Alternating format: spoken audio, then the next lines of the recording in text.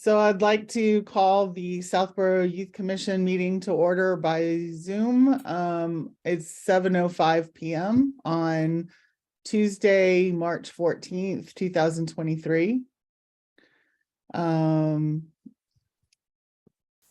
First on the agenda, we have review of the meeting minutes from February 14th. Thank you, Marguerite, for putting those together for us. Yes, thank you very much for being my pinch hitter. You're welcome. They're not very long, are they? I love them though. I was Yeah, they're like, very oh, I good. like this format. I might change the format of the minutes. So be prepared that it might look a little different. So I like your format better. So Oh, thank you for saying that. Does anyone have any comments or edits to the minutes? I had none since I wasn't there, but it was helpful. Okay. May I have a motion to accept the minutes? So moved. Second? Second. Okay. We'll do a roll call vote. Marguerite Landry, Aye. David Joyner, Aye. Karen Englam, Aye. Nancy Sutton. Aye. Sarah Micas. Aye. Okay. Well, I guess I could abstain. Okay. And Lauren Ritchie. Aye. We'll move on to the director's report. Sarah. Let me just pull it up.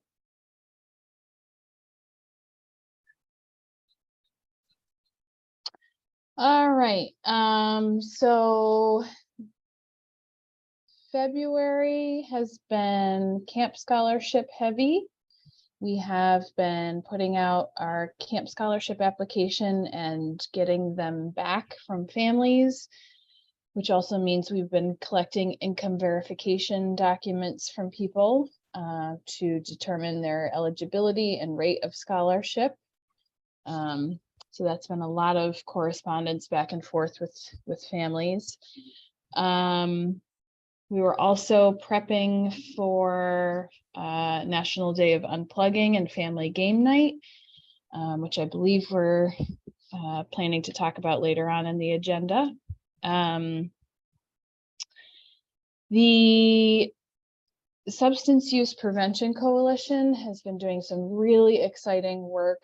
You'll notice I also mentioned that we were starting planning for an action planning retreat where we were inviting lots of folks from various sectors of both the Northborough and Southborough community to hear more about our coalition, review some data with us, develop a one-year action plan for how we plan to address substance use and work on prevention in the next year. And we're also applying for the Drug-Free Communities Grant, which is a federal grant, which could bring in around $600,000 in prevention funding for the two communities collectively, which is exciting. And even if things, don't go according to plan, we sort of look at this year as a dress rehearsal for ourselves to continue the work and plan to reapply again next year. So that's been pretty time intensive. It's been a number of trainings that staff have been participating in. I've been working with legal counsel to try, we're like crossing the finish line finally on the two software programs that we asked for in our budget, Simple Practice and My Senior Center. We finally came to an agreement between our legal counsel and the legal counsel for both of those companies, and we are good to go with signing those contracts should everything go according to plan at town meeting on the 25th. So that's really the last hurdle we have to get through, is getting our budget approved at town meeting. So hopefully that goes through without an issue. And then there's a number of upcoming events that I want to point out to you. Some of them have already happened at this point. So really we're looking at, I would highlight in particular Mental Health Awareness Month. I've outlined all of the events that are coming up and the dates for those. And we will probably be trying to take advantage of some outreach opportunities for some of those. So we will be coming back to the board eventually to see if anyone is available and interested in helping out with that. Celebrate Wellness, for example, will probably have a table at that event. But we still have a little bit of time before we need to sign people up for that. And then we also have, for Pride Month, we are doing an LGBTQ plus panel presentation. We have to come up with a better name because it's a bit of a mouthful whenever we say that, but essentially it's a number of organizations that are youth serving for LGBTQ plus youth, and we also have youth themselves involved. And so that's taking shape, and that's happening in June. So we're excited about that also. Those are mostly the highlights. Can I ask you one Yes. question, Sarah? Yes. This is about town meeting. Mm-hmm. The software is a bump of about $10,000 in the budget. Is that right? Let me grab that. Give me 1 second. That sounds right, but I want to make sure I I think it was like 10,300 or something like that. I didn't.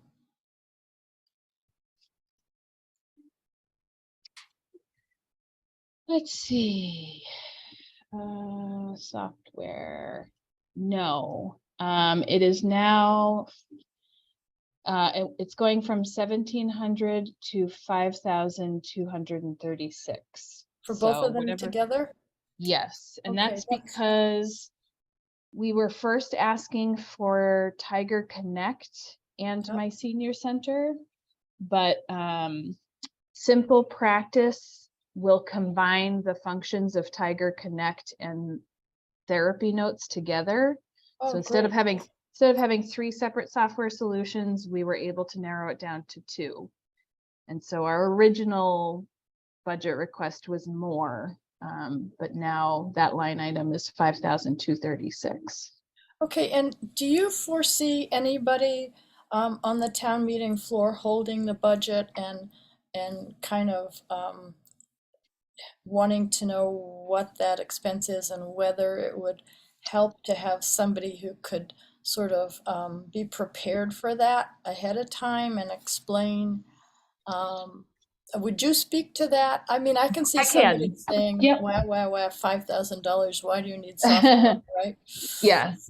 I can't predict for sure if anybody would. I don't think that's going to happen for advisory or the select board, as far as I know. There's always surprises, but you know, in terms of anybody else that's in attendance at town meeting, there's been years our budget has been held, and that I have gotten up and just sort of explained what the request was, and that was the end of it. So Okay, I feel prepared to do that, and I will be Alright. there. So yeah, and I mean, other people will be there too and be able to sort of say, yes, we've been using an Excel spreadsheet and Post-it notes. It's really, That's a good way of putting it. yeah, well, it's sort of the truth, right? I mean, It's okay, not so sort that's- of the truth. It's definitely the truth. Yeah. And I know that Paul Cimino, the moderator, is offering 2 online courses for people who need sort of like, you know, the quick instruction on how town meeting works. He's going to do those online, and they're going to start advertising that because there's apparently a lot of people who have a lot of questions about how it works. So I think like they're going to be We did post that on our page if you're Good, interested. okay. So that has the details. right. Okay, so that's that. All right. We need to post a meeting. If we have a quorum. So I would say, I don't know who intends to be present at town meeting. We could either address that now or we could address it in an email later. I don't think we do. I mean, if we're not deliberating, I don't, Right. We were told in previous years that we did need to, if we oh, had a quorum. And I think you can never tell, you can never Right. plan ahead for these things. There's a chance you could be deliberating on something without even planning to so better to do the do meeting. so. Yeah. Yeah, in fact, I'm remembering, Lauren, we did that last year, but then we did not have any notes on the meeting because it never came to fruition. We had a quorum in the audience or something to that effect, but we didn't end up convening the meeting at all. So there were no minutes for that. And I think we just let the clerk's office know that after the fact. Right. All right, why don't we follow up with an email? Is Christina back this week? She is. She's back from Okay. Key West. Oh, nice. Yeah. So I will we'll ask her follow up with to. an email because it's the 25th, which is a week and a half away. Right. Okay. Yeah, I will ask her to email everybody to find out if we'll have a quorum present. I'm looking for a pen. I've got 4 Sharpies in my bag. That's not helpful at all. Okay. All right. Did you have other items you wanted to address, Sarah, during this time? Talked about the budget account and yeah, I think I was going over the director's report. So Yeah. I think the only thing with the strategic plan really that was updated is that the movement we've made with our software solutions, which I already shared. So Okay. there's really nothing new to highlight there. I'm hopeful that once we have crossed that bridge, that we're going to turn our attention to our last 2 goals on this strategic plan, which have to do with building diversity, equity, and inclusion competencies in our services. And this is mostly done, but the 3rd goal is to increase awareness of SYFS and involve the community in our mission. We've really made a concerted effort to do outreach at least once every month, and have been trying to collaborate with other departments more.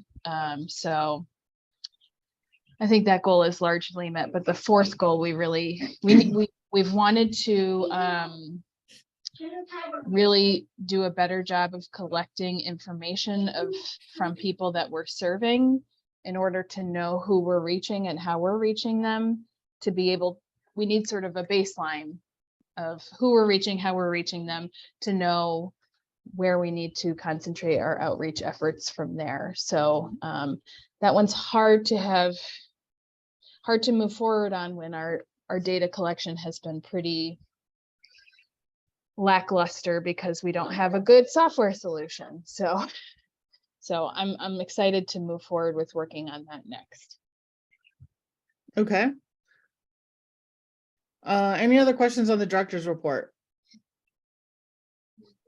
Sarah, we had touched during the director's report on the fiscal year 24 budget, and the fact that it'll be going to town meeting. Is there any other information on that you wanted to let us know? I don't think so. I'm sorry. There's a Just a- struggle happening in front of me here. Boys, can you please go see your father?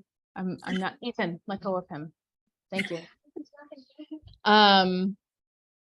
It's that phenomenon when you get on the phone and then they immediately want to talk to you. Yeah. So sorry, the question again is, other than what's already been said, is there any other update on the budget? Is that what you're saying? Or town meeting or anything that you wanted to let us know? Yeah. It's a separate agenda item, but I think we've covered it.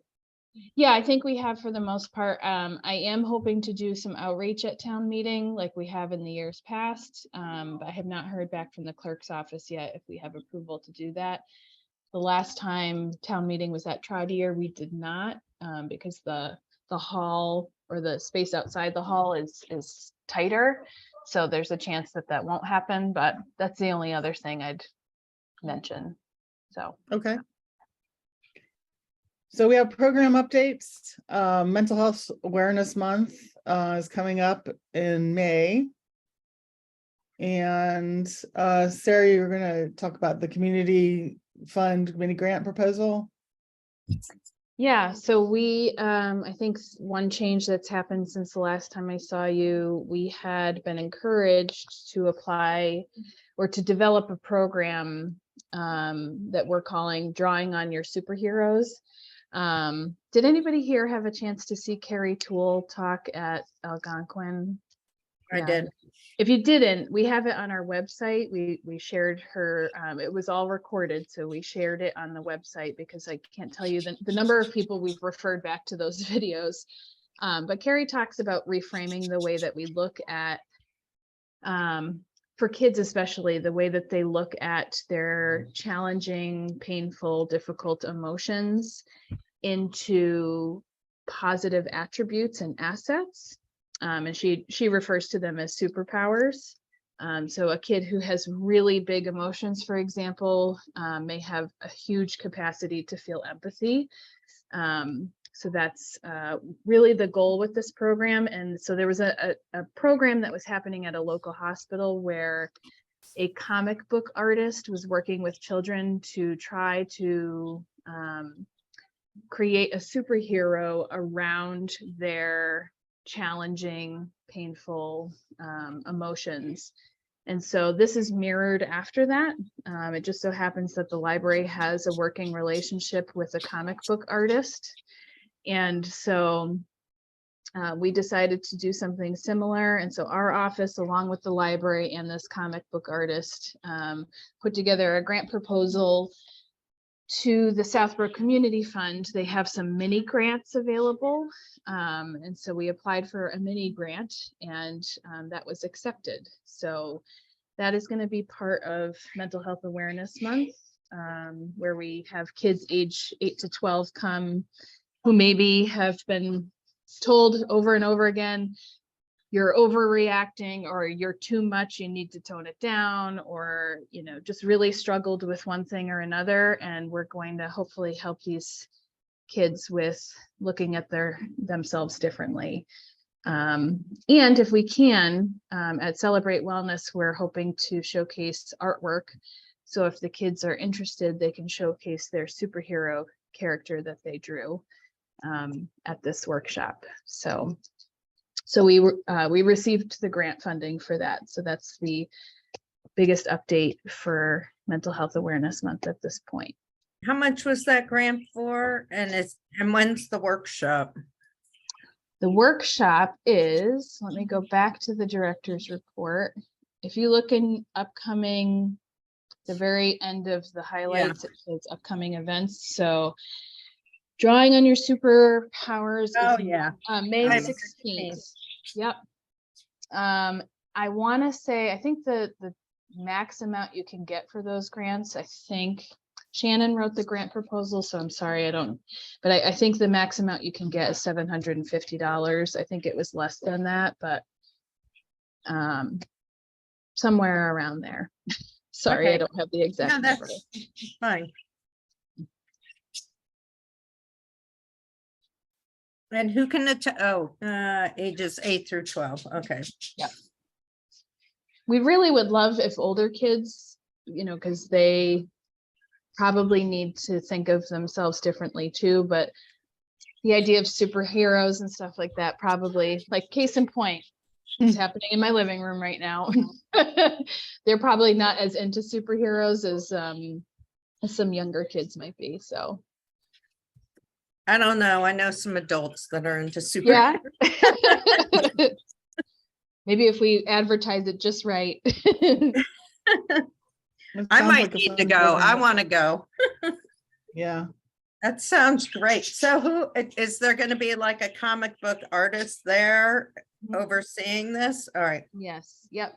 I can tell you his name if I have a second, but his name, I know his first name's Jonathan. I can't recall his last name, but he's done some programs at the library before. He's a local artist, and so we're gonna do the first half of the workshop where we, are trying to help kids bring awareness to different parts of themselves, and maybe talk about some of the parts that are more painful or challenging to deal with, and try to reframe those. So we're going to teach them the skills of reframing, and then try to leverage that to then draw a superhero around that. Should be interesting. I'm looking forward to it. It would be interesting. Are they going to share their superhero art at the mental health? I think we'll invite them to do that, not Yeah. knowing the kids who are participating. They might, some of them may not want to do that and some may. So it really, we'll leave it up to them, I think. But I would love to have a little section. It could even be, they post them without their names on them, but a section with all of the kids' superhero artwork. That would be pretty neat.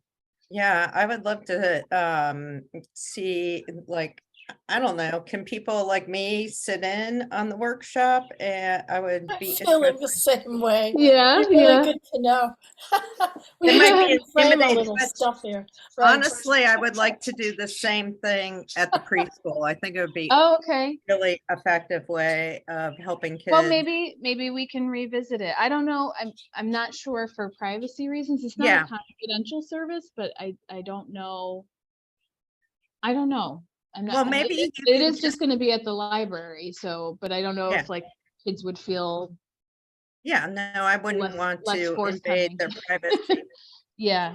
But I would love to maybe know how it goes. Yeah, And- maybe and we can revisit doing it at the preschool. I would love that. The kids would totally be into that. So, and they're definitely dealing with some big emotions at all Yeah. levels. Yeah, All right, that sounds great. I'm really excited about that. us too. So next on the list is family game night follow-up. I was there, Karen was there, and Nancy, and we had a lot of fun. But We I had did. fun. We did. But And the it Girl was, Scouts had fun. didn't Yeah, my have girls as had many fun. people show up as registered. So we have that time and time again problem. Yeah. I do want to say, I know I've mentioned this before and we've talked about it. I talked to actually Tim Davis, the rec director, said to me, "How did it go?" And I said, "Oh, it was great. We had fun, but we wish that, the people who said that they were going to come came, because I think friends may have lost money on the evening." And it's just disheartening, and for those who did come, they were great. They made the most of it, but it's not as, when you walk through the door expecting the cafeteria to be full of people and it's not,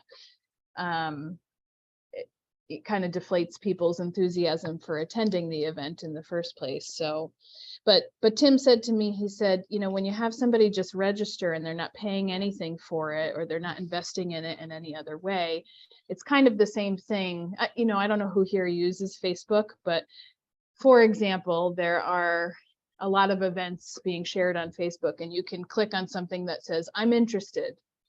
And it's kind of the equivalent of that, that you're basically saying, "Yeah, I'm interested in that," but there's no commitment, and nor do we want necessarily there to be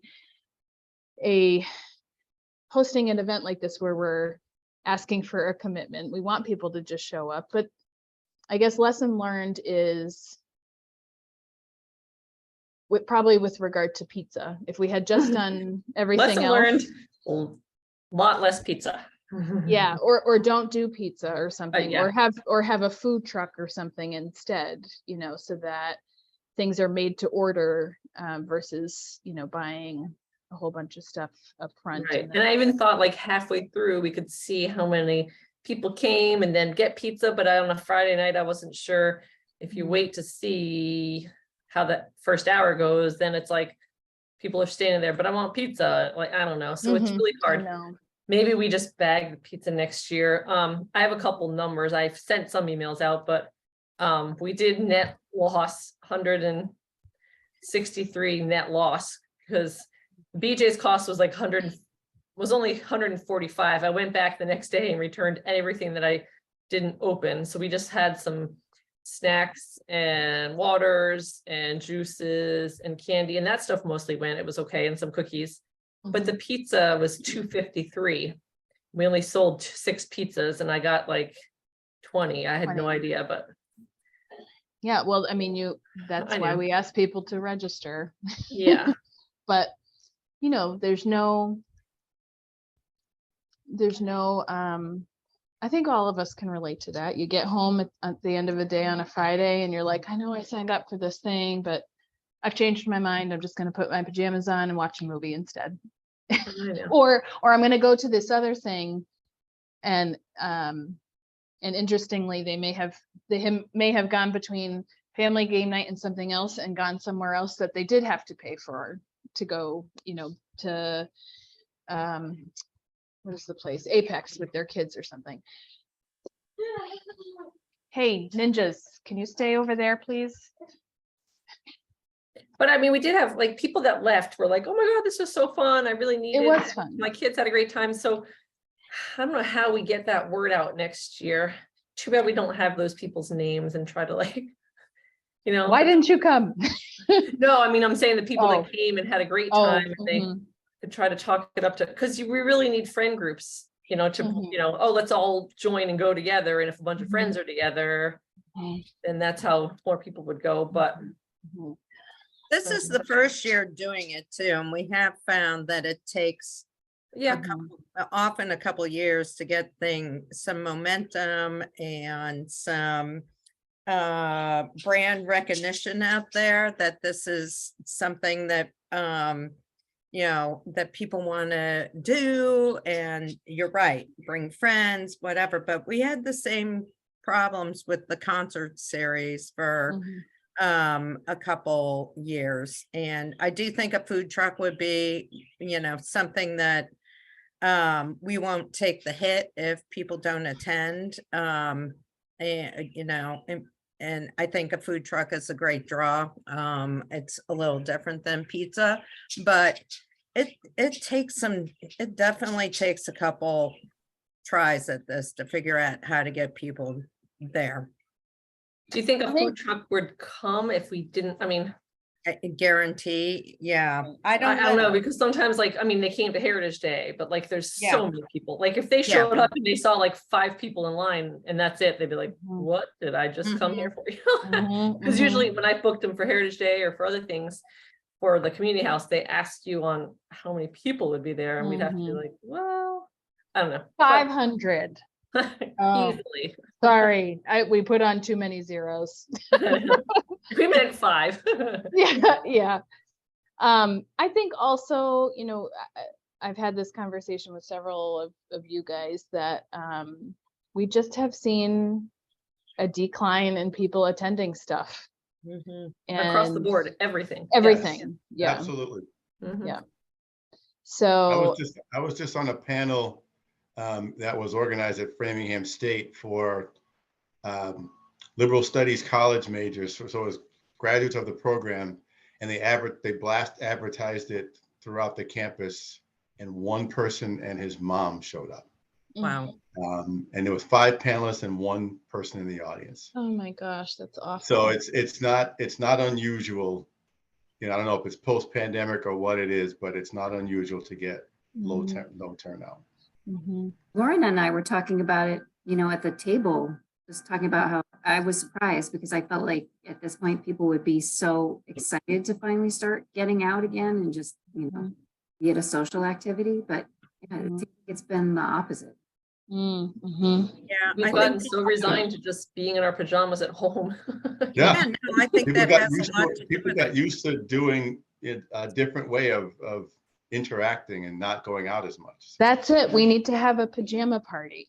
Right. That's it. Huh? I'm in A your virtual pajamas. pajama party. Can't Like everybody game put on their night pajamas and with get your on Zoom. pajamas on. Canadian think the, pajama party. If we do family game night again, I think we really have to, the DJ was fun. I mean, I know we want to talk about games and unplugging, but my Girl Scouts were dancing every single, like, I mean, they had the Cuban shuffle, like every dance, Yeah. and that was a big draw too. So if it's, Mhm. because some people are like, board games. I but would if- say kids our age, you're right, Karen, love to dance and they love. I mean, it just became a middle school dances at dance for my school Girl are Scouts. extremely popular Yeah, so and if well we kinda attended. talk Mhm. about DJ, bring your dance shoe, stuff like that, and then try to play up that too. I We mean, did talk think about that's a how great idea. costumes and themes make a big difference too. Yeah. That if it's an 80s family game night mhm. or pajama themed family game night, Yeah. maybe Mhm. people like to all dress up and Right, I costume mean, parents, together. yeah. I think we need to get some more of the parents buy-in because they're the people that bring the kids too, so Right. like, obviously. And the kids aren't the ones on social media seeing it blasted to Facebook or whatever. So unless the kids are saying, mom, dad, bring me to family game night. And the parents are like, screw that, I want to sit at home and drink wine, I don't want to go to family game night. They're not going to ask their kids if they want to go to family game night. So I don't know, without like obviously railroading the parents, but I don't know if we blast it more in school and try to really promote it and get your parents to bring in a family game night, like if we try to make it more enticing and really get the schools, because like the volleyball marathon and all the stuff that we do at school and the dances are so well attended, but think about those kids are hearing it every single day. So they go home and they're like, mom and dad, we're going to the dance, the volleyball marathon, blah, blah, blah. But with this, we do our best to get it out there, but it's on social media and it's the parents and they're like, oh, my kid hasn't said anything, I'm not going to mention family game night because I get a pass and I don't have to go to family game night, like, let's be honest. So I don't know if there's a way that we can blast it through. Maybe we need to consider some ambassadors to the programming that in different age groups that, we talk about it with them and encourage them to share the information, kind of like an influencer. Yeah, Because that's what they're used to, they're used to their friends recommending and persuading and marketing these ideas to them. If you get 3 people saying, hey, I'm gonna go, and they talk to 3 or 4 of their friends and they get a commitment, it might be, I'm just thinking that, because we're probably marketing to the wrong group, the parents. I mean, yes, they provide the bride or whatever, or they're like, oh, this is a great idea, I want to be with my family or whatever, but the kids need to make the commitment. And I do think we have a huge hurdle post-COVID or post-pandemic or whatever you want to call it. People have retreated to their hibernation places, and to get them out, we have to also be considerate of the fact that getting out and being social is overwhelming a lot of times for people, and you think you want to do it, and then it comes to that situation and you're like, oh my God, that's way too much for me. And it's true for adults, but I think it's very true for the youth in the community. So I don't know. I think that it might take time until people get their social skills back and feel more comfortable being out and among people. We all think, oh, the pandemic's over, we can go out and do things, but I think it's really overwhelming for people. So I think it's going to take baby steps, and but I do think that if we could be talking to the right age group, that might make this fun and interesting to their peers, then that might be a way to go in the future. Might be worth putting on a future agenda. We used to have youth at this table Yep. with us. our coalition that I mentioned earlier, as I think I mentioned, we invited different sectors of both communities to join the coalition, one of which is youth. So at this action planning retreat that we had, I think this was just last week, we had a couple of youth who were super enthusiastic about joining the coalition and representing their youth sector. But Shannon found me at the end of the night and said, we need to get youth back on the board again. There's some kids out there that are just, you know, really enthusiastic about this work. And maybe, I don't know if it's on the board, because I felt like we underutilized the youth that we had last time and that we might be able to use them in a different capacity. But I guess to your point, Sarah, that we could I have them consider be them advisors to the programming, you know, and help or with. ambassadors, you know, Yeah, they go yeah. out and they're comfortable talking to people and sharing the information, and it might make them feel boost their confidence and their abilities to go out and talk to their peers. I think having them come to a meeting, or, you know, that's hard for them because I think they're overwhelmed, but, you know, sitting down with them saying, hey, we're going to have family game night, or we're going to have mental health awareness month.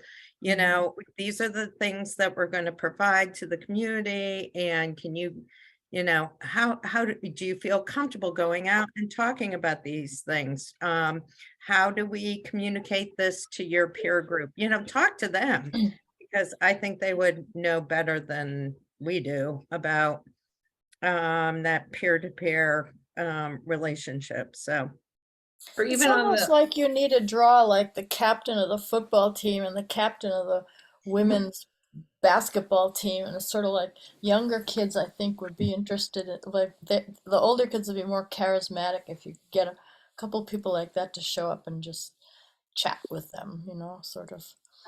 I was mean, wondering if you could even have people, I'm sorry, Marguerite. No, go ahead, go ahead. Oh, I was just wondering if you could have some of the peers make announcements. Like, I know my Girl Scouts, like there was 7 or 8 there, and they all have different friend groups. So it's like, if we kind of like next year, they all had a ball. So if they start talking it up, but if we got a couple of these ambassadors, and even if they talked about it at school, or if they made announcements, because I know when my daughters and we started a green team at Woodward, I think. And so she was able to, her and a friend were on the morning announcements, and they would talk about whatever's coming up. So if they also hear it from a kid on a morning announcement, it's better than just listening to the principal go blah, I blah, agree. blah. I So, think that's a great or idea. even have like a table at lunch. Maybe the kids, maybe some kids would want to sit at a table at lunch and say, hey, we're just not selling tickets, because there's not tickets per se, but we're just trying to, you know, tell people about family game night, and we did this last year or whatever. So there might be those kids that would feel comfortable sitting at a lunch table or broadcasting it somehow through schools. What's the benefit of going to a family game night? I mean, it's clearly there's like an inertia about it, but I'm just wondering, is there any way to pitch it so that people would feel that they come away with a besides having a good time, other Maybe if they won money. gambling, right? Well, A I beauty guess that's, contest? Right.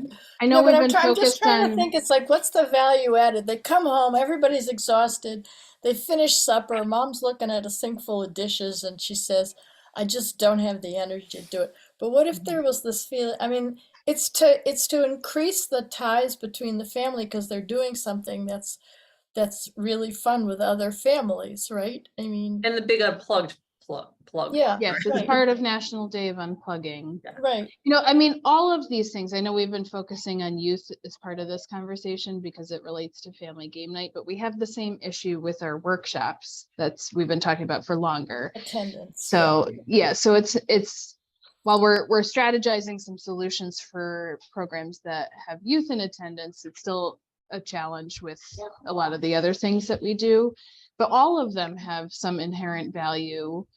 Family game night is spending time with your family, spending time with other families that you want to meet up with while you're there, but also the whole point of it was to provide an unplugged activity so that we could kick off National Day of Unplugging, to encourage people to get away from their screens, from their technology for an evening and just focus on socializing. But clearly that's hard to do, you know. Yeah, I don't know. It might be hard for them, everyone in the family at this Mhm. point in time to get away from their screens. I mean, maybe we need to think of it in smaller, less threatening, I don't know. Not Would that you the ever other consider family- doing something like that's not in winter time? I know it wouldn't technically be Yeah. plugging, but like maybe people would want to get outside and do like a family Mhm. day or something. We can get an ice Yeah.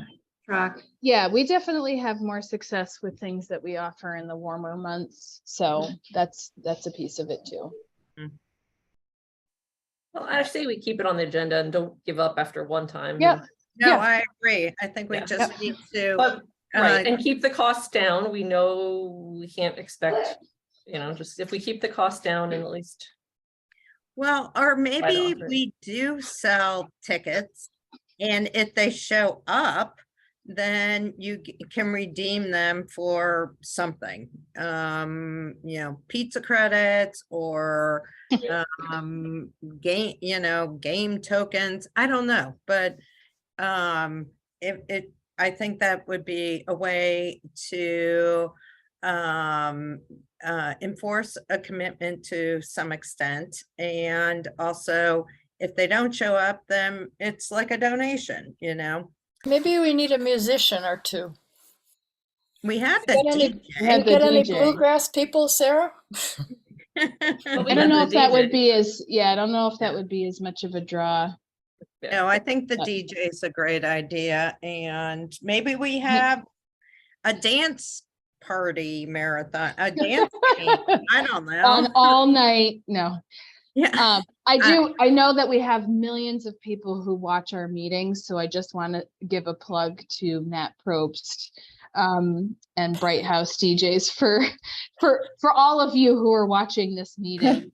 Matt was gracious enough to offer to do this for free, so we did not lose any money that way, and he was so wonderful and Yeah, it was so good. easygoing about the fact that there were fewer people than we expected. So Well, there were musicians. God, I'm sorry. Why did I That's think okay. that? Because I know Matt. He's wonderful. The whole family's Yes. wonderful. yeah. So was it advertised that way? Was it advertised for the music? Oh my Yeah. God. That's terrible. All right.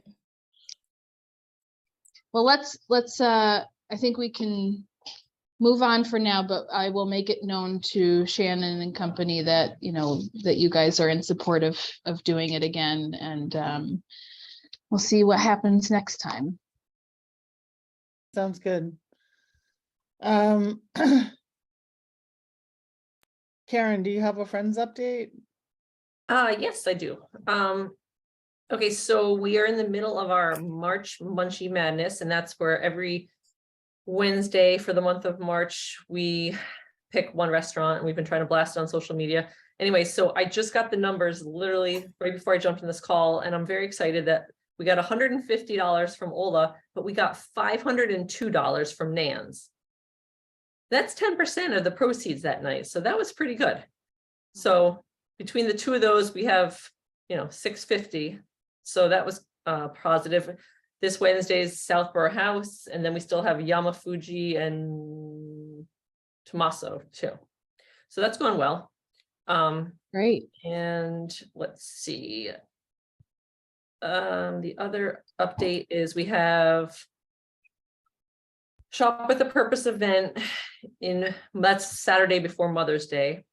So that's at the community house, and it's I think it's $65 for a vendor, for a booth, and yeah, so that'll be 11 to 5 Mother's Day weekend, and that's about it. All right, thank you. Just a reminder then that in-person meetings will begin within our next scheduled meeting in March, in April. And that will be at the community, what is Safety the complex. the safety complex, but what is that room called? I forget, community room or The something. training room at Okay. the safety complex. Have you guys been there before? Yeah, for QPR. No, That it's sounds right. pretty easy, so we'll make sure. And they have right when you come in, they have dispatch there, so they can tell you which way to go when you come in if you haven't been there. I did find out, I was in a department head meeting. Is it just yesterday? I feel like I'm in a time warp. Yeah, yesterday. And Jim Hegarty and Vanessa Hale were talking about virtual meetings continuing. And I think they are trying to push, not them specifically, but they are aware that legislation is they're trying to work on some to be able to continue it, because there's just been so many people giving feedback that meetings have been much more accessible for them as members of the public to be able to attend, which is actually good news. So I think there is an effort to try to make that happen. But I think regardless of that, we had decided last time that we're going to get together in person for their April meeting. So I know Christina has already booked that space, so we should be all set. And it'll be, this is a weird comment, but it'll be nice to see everybody's legs. That was what I was just gonna say, because I got to see Sarah's legs the other day at community read, and I'm like, wow, you're a real person. Yep. We're 3D. We're not Mhm, one-dimensional. Yep. To see their legs. Yeah. Yep. I showed them off to her and everything. I said, Yeah, don't they look great? post-pandemic legs are beautiful. Yep. We can't wear our joggers anymore, or No. sweats, or pajamas, maybe. Right. All right. Oh, one more quick okay. update I forgot to mention. Unfortunately, Rotary Club has picked a different organization. I've told you this, Sarah, for to partner with, so we don't get the food trucks at, for the month of May with the Rotary Club. So, but maybe another fundraiser in the future, they said, but they did pick a different organization to this year. Yeah, it Okay. seems they like to change it up every year. So Yeah. Sounds good. So may I have a motion to adjourn? Oh my goodness, we're so quick. I moved to Yeah. adjourn. I'll second. Okay. Roll call vote. Marguerite Landry, Aye. David Joyner, Aye. Karen Englam, Aye. Nancy Sutton, Aye. Sarah Micas, Aye. and Lauren Ritchie. Aye. All right, Can't we'll wait to see you everybody guys in April. person. Yes, good night, Yeah. everybody. To I'll see those see you at legs. the See you next I'm gonna month. have the best legs ever. Oh yeah, and we might see some people at town meeting. I'll probably be there too, so. Oh yeah. Yeah, we gotta figure Town that meeting out. happens to too. be my daughter's bat Yeah. mitzvah, so I will not Oh. be there. Oh, okay. Okay. No, Understand. I will have Christina reach out to everybody to find out if we have a quorum. So Okay, thank you. all right. Great. Bye, you. everybody. Bye, everybody. Bye. Have a good night. Bye.